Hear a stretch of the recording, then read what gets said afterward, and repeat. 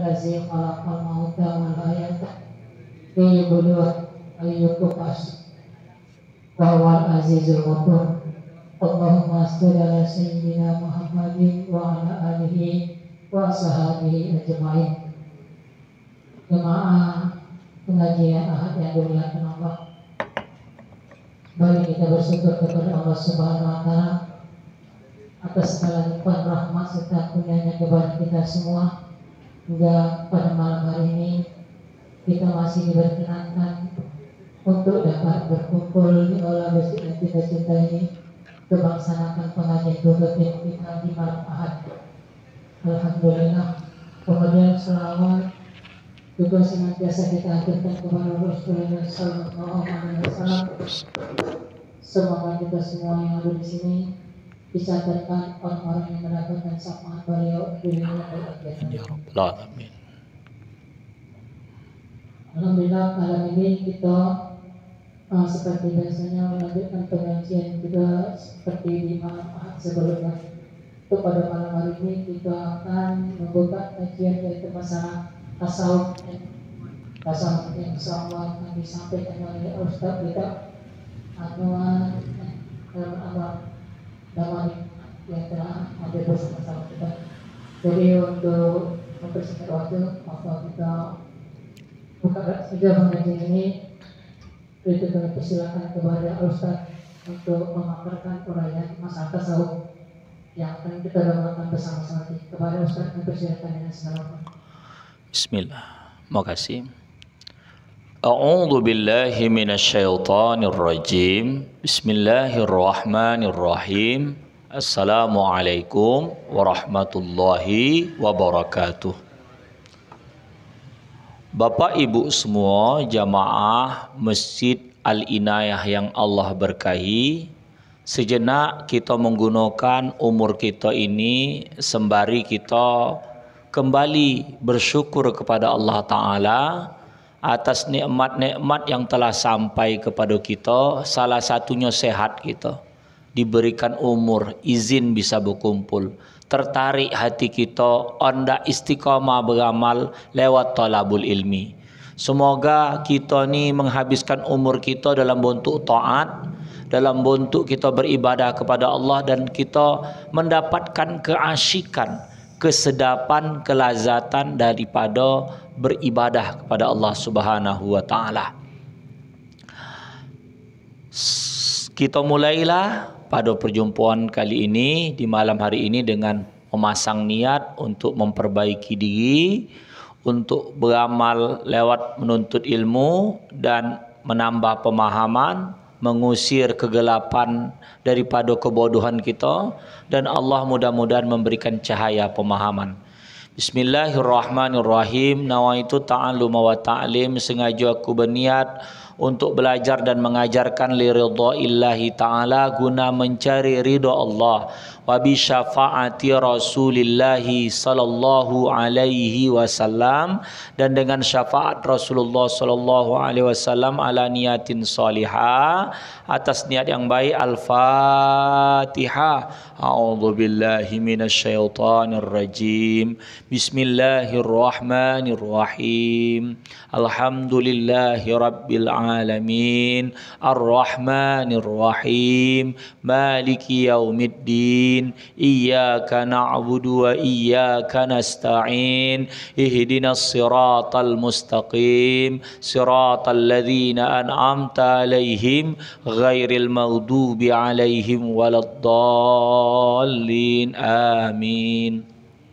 Allahumma rzuqna fahman nabiyyin. Ya Allah, berikanlah rezeki kepada kami pemahaman para nabi, wa hifzal mursalin, hafalan para rasul, wa ilhamal malaikatil muqarrabin, dan ilham para malaikat al muqarrabin, wa akhrijna min zulumatil jahli, keluarkanlah kami dari gelapnya bodoh, waftah lana wa akrimna binuril fahmi, muliakanlah kami dengan cahaya pemahaman, wansurna waftah lana abwaaba fadlik, bukakanlah pintu karuniamu, wansur alaina hikmataka ya arhamar rahim, dan sebarkanlah hikmat atas kami wahai Tuhan yang pengasih di antara yang terkasih. Qala al-musannifu rahimahullahu ta'ala wa nafa'ana bihi wa bi'ulumihi fid dharaini amin. Babul haya'i. Babul haya'i ay hadza babun fi bayanil haya. Babul haya. Bab ini sama kita paham kalau seandainya dia mengatakan tentang masalah bondo artinya pintu.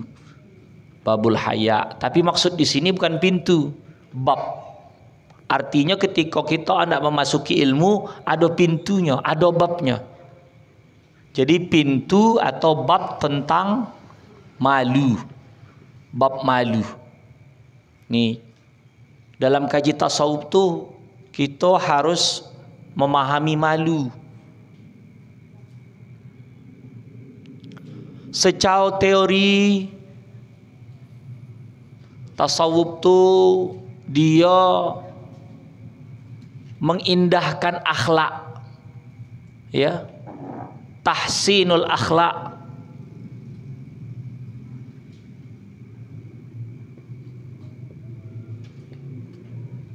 Membaguskan akhlak dia. Tapi dalam praktek kadang-kadang ada oknum mursyid melenceng, ya, dibuat tukang tasawuf orang,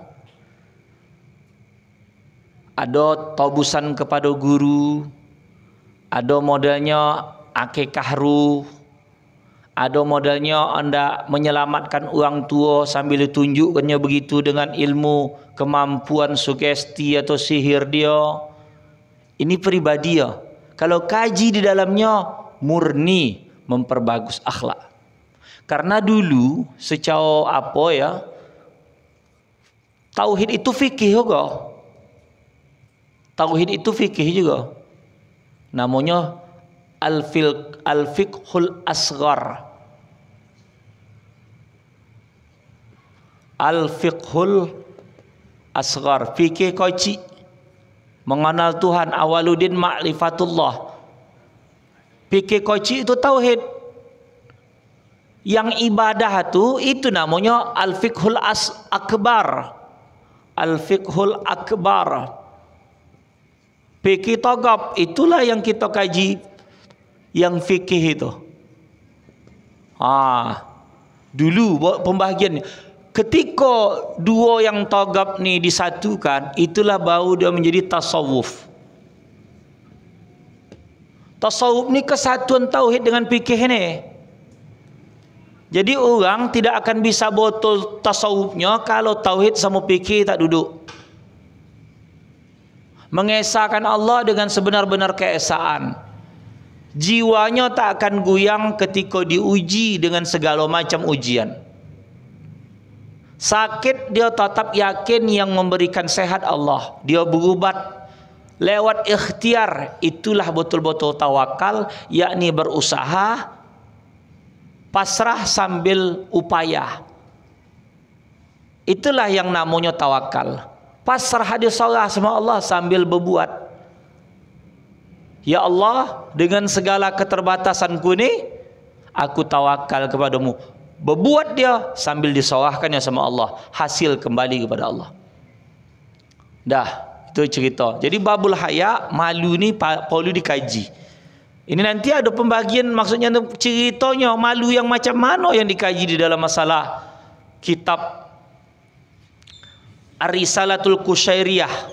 Ini kan Ar-Risalatul Qushairiyah fi ilmi tasawuf. Risalah Imam Al-Qushairi tentang masalah tasawuf, ilmu tasawuf. Ini kitab. Jadi dia kata babul haya, bab malu ni daliluhu dalil daripada babul haya al-haya ni tadi, ya, firman Allah Ta'ala ni dalam surah Al-Alaq, surah yang ke-96 ayat 14, surah Iqra. Potongannya langsung, kalau pangkalnya kan Iqra bismi rabbikal ladzi khalaqal insana min 'alaq. Alam ya'lam bi annallaha yara. Nah itu dalilnya.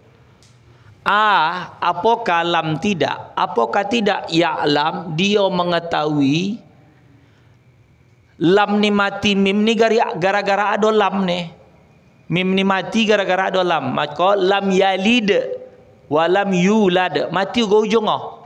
Fi'il mudhari yang ada ya pangkala ni, kalau dalam Quran kalau ada lam sebelum ini mati gara-gara lam ni. Kalau tak ada lam ya'lamu ni. Ya'lamu. Karena ada lam jadi ya'lam. Alam ya'lam, apakah tidak dia mengetahui bi annallaha dengan bahwasanya Allah dibaca Allah gara-gara ada anna. Bi ini huruf jar, dia nak menjelaskan setelah tekan ada dia bentuknya isim. Dengan bahwasanya Allah yara ni dari kata dia ro'a yara, melihat. Apakah tidak dia tahu bahwasanya Allah Ta'ala itu melihat, menengok? Apakah tidak mengetahui oleh dia orang-orang tadi bi annallah dengan bahwasanya Allah yara, melihat. Yara ni fi'il mudhari' sedang atau akan, sedang melihat kau atau akan melihat kau. Ini sebetulnya pertanyaan karena ada kata a di sini. Apakah tidak dia tahu Allah Ta'ala tengok? Kalau di dalam beberapa kitab Allah Ta'ala tu kasih sama kita, malaikat Israel tu, dia tu sama kita ni dalam satu kajian kitab 70 kali kalau tak salah saya menjenguk kita satu hari. Ada yang mengatakan lebih daripada itu. Ada yang mengatakan 70 kali. Dalam 70 kali itu setiap dia menjongok dia tanya, ya Allah, udah bisa cabut dia ni? Iya. Lagi tidur kita tengok, lagi kita mandi tengok, lagi kita makan. Ya Allah, kekia dia ni udah bisa cabut tidak? Belum lagi, kata Allah. Hendak mengaji di kang malam. Wah, gara-gara nak mengaji kang malam, usah dulu. Satu hari, tiap hari 70 kali. Karena kasih Allah Ta'ala itu ditahan kita ni. Kalau udah habis masanya, berbunyilah mik di atas tu. Inna lillahi wa inna ilaihi raji'un. Berbunyi mik di atas tu. Karena udah habis masa. Sesemua kita ni satu hari ditengok buat malaikat Israel, tukang cabut nyawa, datang tengok. Ibarat macam orang kalau dia punya boloan atau tanam-tanaman kan dijongok-jongok tu. Tumbuh macam mana apa peliharaan tadi. Begitu gula malaikat Israel tu. Asal tengok ya Allah macam mana mabuk dia Allah tiap hari kerjanya, tak puas apa kerjanya ya Allah. Berubah, entah berubah pula dia tu nanti. Itulah sayangnya Allah Ta'ala tu. Entah berubah dia tu nanti. Jadi macam kita ni ada dalam satu kajian kitab, bukan kitab yang saya bawa ni, ada dalam satu kajian kitab masalah amalan doa, kita tu harus ridha dengan qada Allah. Ridha tu rela. Macam mana? Ada awak tengok kayaknya anak tu bakal berhasil, sukses, pintar, dan sebagainya. Kata awak. Ada anak yang lain, wah, macam manalah masa depan dia ni. Pintar tidak, apa dan sebagainya. Rupanya boleh jadi anak yang kurang pintar ni inilah yang membawa waktu tua nanti. Yang pintar tu melanglang buana dan ke mana-mana. Balik pun tidak. Itu. Jadi, apa dalam sangkuan kita tu, kadangkala bukanlah sejati seperti itu. Jadi macam cerita bab anak, cerita bab laki berubah juga begitu. Cerita bab isteri gitu juga. Cerita bab orang gitu juga. Jadi Allah Ta'ala tu dengan kasih sayang. Apakah tidak dia mengetahui bahwasanya Allah Ta'ala tu menengok dia? Dalam Al-Quran ada. Ini hadis ni. Al-haya'u minal imani. Kenapa dibaca imani? Karena ada min neha. Kalau ada min ini pasti setelah tu kalau isim dia baris bawah. Subhanalladzi asra bi 'abdihi lailam minal masjidi. Bukan masjidu, masjidi. karena ada minal masjidil harami ilal masjidil aqsa. Gara-gara min ni baris bawah lah ni. Tak boleh baca minal imanu, minal imana, karena min ini membarisbawahkan. Malu itu, bermula malu itu adalah daripada iman. Malu yang macam mana yang dikatakan beriman? Al ini kan ada al nih.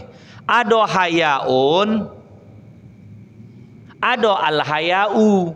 Kalau hayaun ni sesemua malu dia. Makan malu, minum malu, nak jumpa orang malu, sesemua malu. Buat elok malu. Kenapa kau tak salat? Malu aku. Kenapa kau tak berjalbab? Malu kau. Kenapa kau tak mengaji? Malu aku. Tu malu kau nama. Tapi yang dimaksudkan malu di sini al-haya. Ini al ni adalah al-ta'rib ahdiyah ahdi zihni. Udah ada dalam kepala ni.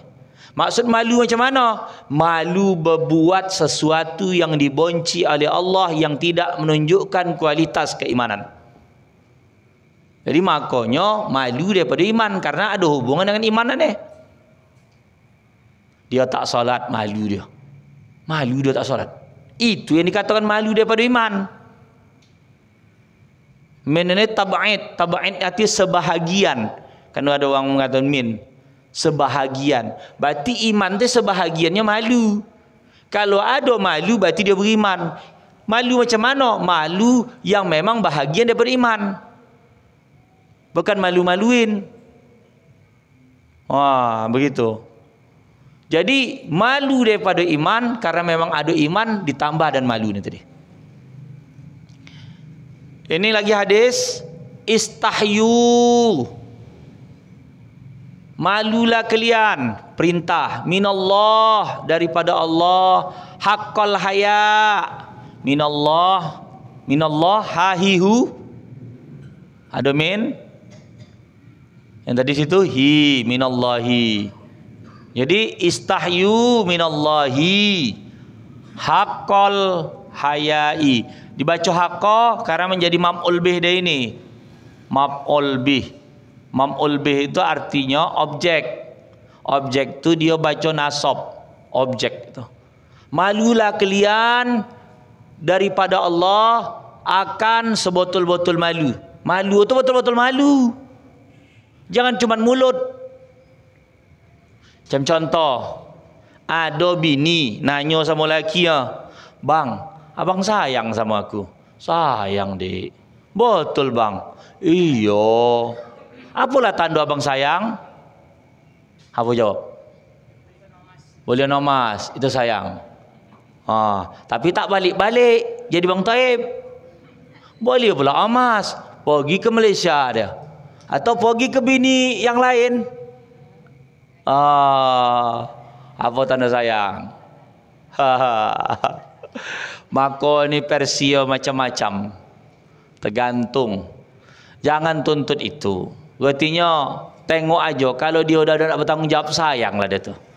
Tak dibiarkannya awak kesojuan, tak dibiarkannya awak tersulitkan dengan masalah pembiayaan. Tahulah sekarang bensin BBM naik.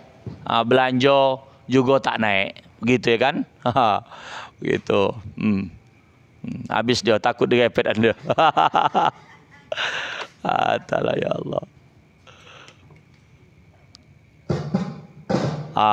Ya dah, kita lanjut. Udah itu lagi bertanyalah ya. Ini pernyataan para sahabat. Qalu, mereka, karena gamai. Kalau satu qala. Kalau perempuan yang berkata qalat. Karena ada ta ni. Qalat Aisyah tu. Aisyah berkata karena Aisyah perempuan. Kalau laki-laki qala. Qala Abu Hurairah radhiyallahu anhu. Kalau qalu berarti orang ramai sahabat ni. Para sahabat berkata, inna, sesungguhnya kami. Ada kasih tali, kasih apa, alif, Kalau inna aja sesungguhnya. Inna sesungguhnya kami nastahyi malu ya Rasul. Ya Nabi Allah. Nabi Yallahi. Wahai Nabi Allah, kami ini malu. Walhamdulillah. Walhamdulillahi. Nabi Allah, kami ini malu. Alhamdulillah, kami ini malu sama Allah. Qala, ini satu yang cakap nih. Siapa? Nabi. Qala. Kalau qalu, para sahabat.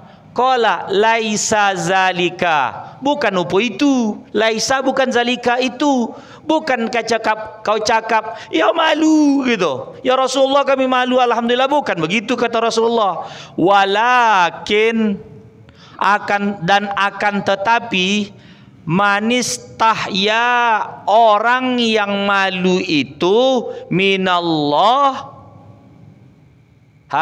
hu ada minallah ini minallahi.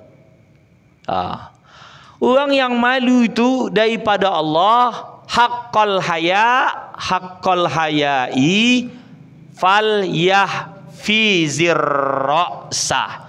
Hendaklah dia menjaga ra'sah, kepalanya. Orang malu betul tu dijaga kepalanya. Wa ma wa'ah, dan apa yang dia diterkam buat kepala tu, maksudnya isi. Dia tahu, Allah Ta'ala tahu isi kepala dia tu. Itu dijaga. Itu yang betul malu. Awak berfikir buruk sama orang tu, kan kita fikir malu, Allah Ta'ala tahu kok. Itu betul malu tindakannya. Dan waliyah fizil batna, dan hendaklah dia juga menjaga, sini menjaga, berarti satu kali jaga, dua kali jaga, al-batna, perut, batin, ya, batnu, perut, wama hawa, dan apa yang dia hendakkan buat perut tu, seklop lah ni dado ni semua. Orang kalau dia gara-gara mengikutkan hawa ni, keinginan dia ni tadi, kalau kita tengok kucing, makannya jelas. Kalau di negeri kita ni, ikan, sesuatu yang bisa dimakan lah. Yang lazim pula bisa dimakan, kucing. Tapi manusia ni gara-gara mengikut hawa ni, pasir bisa dimakan, kerikil bisa dimakan, semen bisa dimakan. Proyek, aturannya, coran jalan tu, bandingannya ada, dimakan lah. Ini hawa ni. Iyalah, bosi bisa dimakan. Bosi itu masuk 100, dimakan lah, tinggal 70. Masih syukur. Ada yang lebih kurang daripada itu. Bilalah bertahan proyek tu. Kono sekian tahun dah ganti. Tahan-tahan aja satu periode presiden atau kepala desa. Itu dah paten betul tu. Takut setahun besok udah cayak-cayak balik. Na'udzubillahi min zalik. Itu nak kata malu. Ini maaf betul. Ini maaf saya, bapak ibu semua maaf. Uang ketika dah tak ada malu, tak bisa dia membedakan lagi. Duit 100.000 yang halal, duit 100.000 yang haram. Duli tidak. Kita ni borat. Memang di akhir zaman, sabab bapak ibu, ustaz pun payah warak sama zuhud. Kang dengan ustaz-ustaz lain marah ada sama saya. Ustaz aja lah, tak usah ajak-ajak yang lain. Mana tidak, pemerintah kang bantuan ikut ugo. Tak dapat PKH mengamuk, tak dapat bantuan BBM terus. Ada tu. Makanya semalam, ini karena takut digepet ugo dia. Ditandon buat bapak. Ya Allah. Ini cerita tentang masalah bab wara, bab zuhud. Ada orang-orang terdahulu ketika dia masalah bab bantuan, kalau dia tidak tahu asal usul, malas. Karena kita ni, perkara yang kita makan akan mempengaruhi jiwa kita. makan yang halal, maka kita akan tetap memperhitungkan halal tu yang masuk dalam perut kita. Para sahabat tu 10 bondo halal, 9 ditinggalan lah, 1 je diambil. Iya, jadi udah bondo ni 10 di kio-kionya. Ini semua tak bisa kita bantai ni dah. Kenapa? Kalau bantai ni Kang boleh, tapi keserakahan di dalam diri kita bondo halal. Maka ditengok di dalam bab apa ni ada namanya al-kaf. Al-kafu tu menahan. Kita ni boleh punya mobil, punyalah secantik-cantik ah. Tapi kita tahan diri kita tidak dalam rangka hawa kita menikmati mobil tadi, tapi untuk ibadah kepada Allah Taala. Mobil tadi guna untuk membantu umat, berbuat kebaikan, ya. Itu. Goto gitu go. Tapi ini kan sudah saya katakan, bab warok sama zuhud ni payah. Berhati-hati dia dengan perkara yang haram. Zuhud dipikir perkara akhirat. Itu je fikir dia. Sederhana dia. Saya aja macam mana nak warok dan zuhud? Baju coklat, bantai lobai coklat. Seragam aja. Wang rumah pula pakai itu orang pakai lain. Udah boleh lobai coklat, kenapa tak pakai gitu dah. Boleh. Itu orang rumah so matching. Kita ni ada go pengaruh pasangan kita ni. Bertukar pasangan, bertukar pengaruh. Saya punya kawan, sahib dekat juga banyak juga saya dapat petuah dia. Bisa saya katakan guru saya lah dia tu, termasuk. Dia mengajar-mengajar, memaham-mahamkan apa yang saya kadang kala goyang, apa saya tanya, kadang dia memang orang alim. Namanya Ustaz Jalaluddin Ilyas, tahfiz Kampung Lalang tu. Tu banyak budak-budak kita sini pun banyak yang berangkat termasuk si Sidik itu. Itu murid itu guru itu kok tu banyak. Wang-wang ujung kubu yang hafal-hafal dulu di Batu Bara ni kan belum ada tu. Kampung Lalang tu lah. Dia waktu wang rumah dia yang lama, gayanya warok betul. Berganti wang rumah yang baru. Wah, dia cerita sama kami. Aku ni macam udah kurang. Bapak ni bergaya, kata kawan-kawannya. Bergaya. Ini ustaz ni gibah tidak. Itu dah ada cerita pula sama dia pula. Jadi, kenapa sekarang berubah? Dulu ke mana-mana bersarung gini ya. Sekarang bercelana. Rupanya wang rumah. Orang rumah dulu lain sama orang rumah sekarang. Jadi orang rumah yang dulu itu gayanya apa ini, orang rumah sekarang apa ini. Termasuk juga lah kita ni.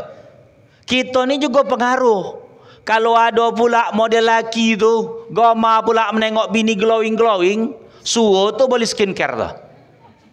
Tapi kalau laki udahlah apa itu apa nak glowing-glowing. BBM naik mati lagi ni kan tak. Itu. Jadi gitu. Jadi perkara warok dan zuhud tu kadang berpengaruh dengan uang-uang di sekeliling kita. Itulah kenapa Sayyidina Abu Bakar itu di dalam mengeluarkan semua gotonya, keluarganya dia tak komplain. Ketika terjadi musim peceklik kaum muslimin pada saat itu tidak perang, sejarah menyebutkan Abu Bakar dan Umar datang. Umar mensedekahkan, memberikan, mengeluarkan, menafkahkan seluruh harta itu dibagi dua, separuh. Umar bin Khattab. Lalu tak berapa lama kemudian datang Abu Bakar. Ditanya oleh Rasulullah, berapa kau keluarkan wahai Abu Bakar nafkah? Semua. Yang ada di rumah itu cuma Allah dan Rasul. Beriman kepada Allah, percaya dengan Rasul. Berarti tak ada apa-apa itu. Karena keluarga tadi sudah kokoh. Kita sempat begitu ibaratnya kan. Kita ni nak masjid. Udahlah kata yang orang kampung kita ni. Sedokan semua rumah aku, tanah aku nak membangun masjid tu. Mengamuk bini ya. Jadi kalau saat ni keluar semua kita tidur mana bang? Kata dia. Ngerti buat nak ajar masjid tu sama kita kata dia. Terus mengepet terus. Jadi sebetulnya orang sekeliling berpengaruh. Makanya kita ni kalau tak datang-datang saling tanya menanya ya bu ya. Napalah sepalan tu tak datang. Kalau orang diperhatikan, akhirnya besok dia ada rasa enggan. Datanglah aku nanti tanya buat sepalan. Berarti dia seperti dicai-cai. Kalau jumpa orang di kedai tanya, tak datang. Malam tadi Ustaz datang, Cito BBM, kata dia. Itu. Gitu. Jadi perlu tu saling tanya menanya. Karena nanti di surga pun itu ketika udah digulung alam nih, kan ada surah At-Takwir, artinya gulung alam. Ya. Idza syamsu kuwirat, apabila matahari itu telah digulung. Ya. Rupanya ketika kita masuk surga, biiznillah, jika Allah izinkan, insyaallah. Duduk-duduk kita begini di surga tu, jadi bertanya-tanya kita, mana si Polan dulu ya? Bercerita kita tentang bab dunia. Kita aja lah cerita zaman gadis, nampak foto zaman-zaman gadis, bercerita kita goli, mengingat masa lama tu.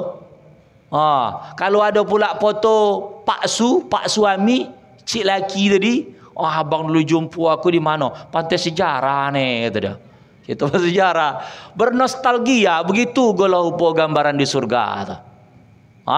Tuh, dah. Jadi kunci yang pertama yang dijaga tu adalah isi kepala dan isi. Ini yang malu. Bisa kalau diterjemahkan secara umum, berarti dia harus tutup kepala kalau bab perempuan. Ya, berarti dia harus menjaga di bab kepala ni mata. Ya kan? Mata jangan memandang yang tidak-tidak. Cemanalah hendak warak. Setan tu kadang datang, awak berketo, suap lalu anak gadis. Kata setan di dalam dado tadi. Tak ingat uang rumah tu. Gara-gara mata tadi. Lupa udah tua, anak pun udah anak gadis. Ya Allah, ya Rabbi. Tadi nak pakai lobai, sap. Tengok dicuamin kepala. Udah berapa biji uban ni? Itu kan cerita malaikat Israel tadi tu. Tidak kau sadar, uban kau dah ada. Begitu. Jadi itu. Yang kedua, jagalah batnah, perut, wa mahawa, dan apa yang ingin perut tadi.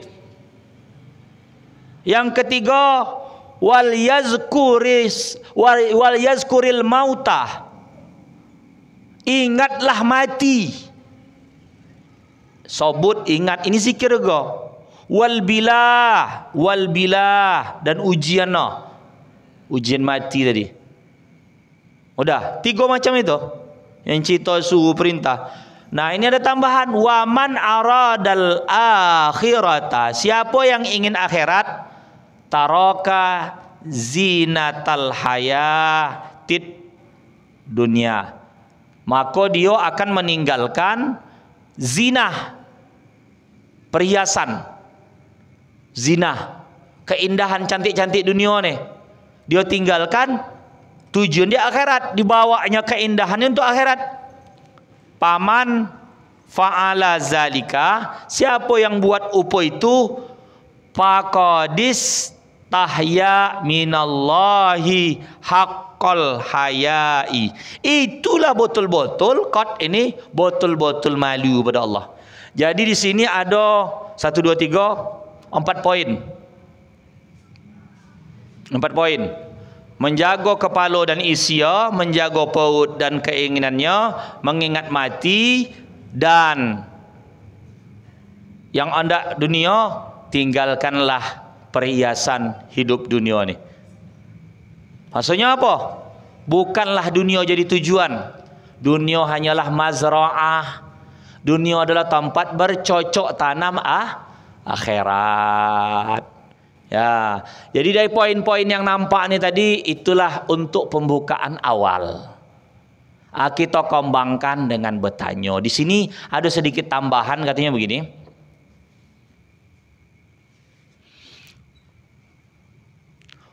Wa sami'tuhu yaqul, aku mendengar dia berkata, ini ada cerita Syekh Abdurrahman As-Sulami.